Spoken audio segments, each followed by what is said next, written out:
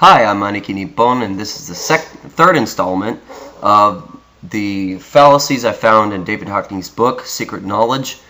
And the fallacy here is two masters with equally exceptional skills should produce two similar results with two different media types. Which means that if you do a painting in tempera and oil, they should look the same, right? If you use the same colors and so on. And the most common example I'll be demonstrating here is the fallacy between an oil painting and a fresco. A fresco is a watercolor or gouache that goes into walls, that dries into the walls or painted over the walls in order to create the artwork. So anyways, I'll be going through these different examples and debunking. Here are examples of two different types of media. Here's the oils and the temperas.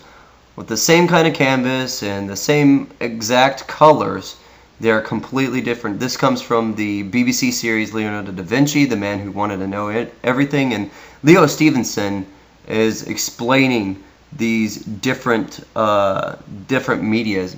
But you can definitely tell there's a distinct difference between the oils and the temperas. The oils are much brighter and the temperas are much duller.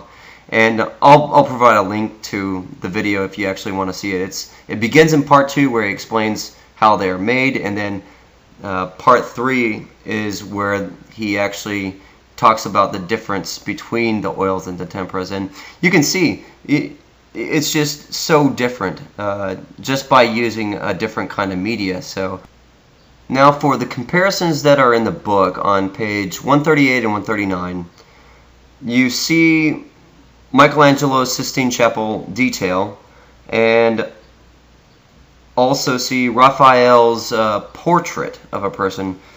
First of all, he actually does ask this question, and I quote, it says, can this difference be explained merely by the different mediums used, fresco against oil? Some of it, most of it, yes.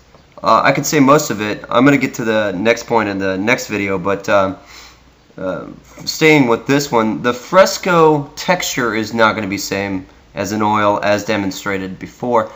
And you can make an oil painting look like a fresco, but you can't make a fresco look like an oil painting because it's just a little bit more chalky and it's dull. And you're not going to put as much detail into a fresco that goes on the wall as you would an intimate portrait. So keeping that in mind, when some artist does a portrait, intimate portrait, they're going to spend a lot more time and detail on the portrait.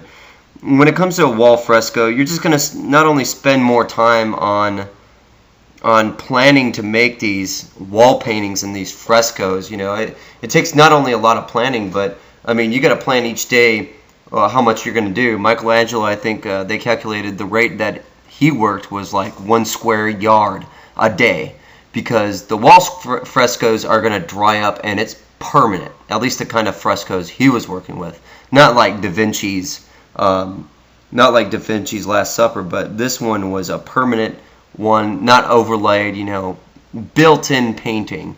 And again, the visual texture you're going to get from this type of media is going to be completely different than you would get in the oils.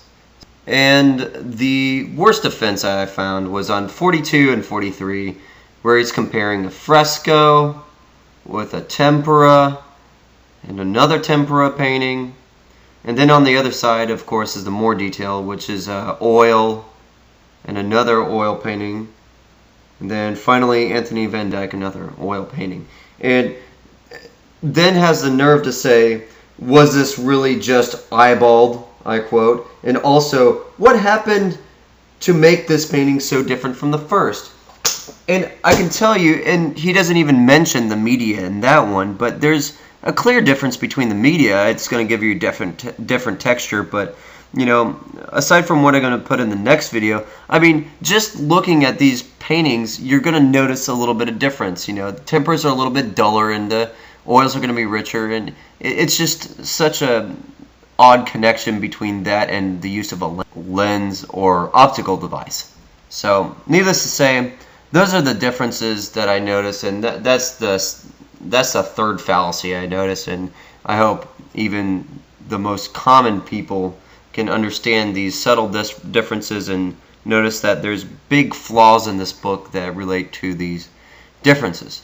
And hopefully now everyone is educated to understand the difference between the two.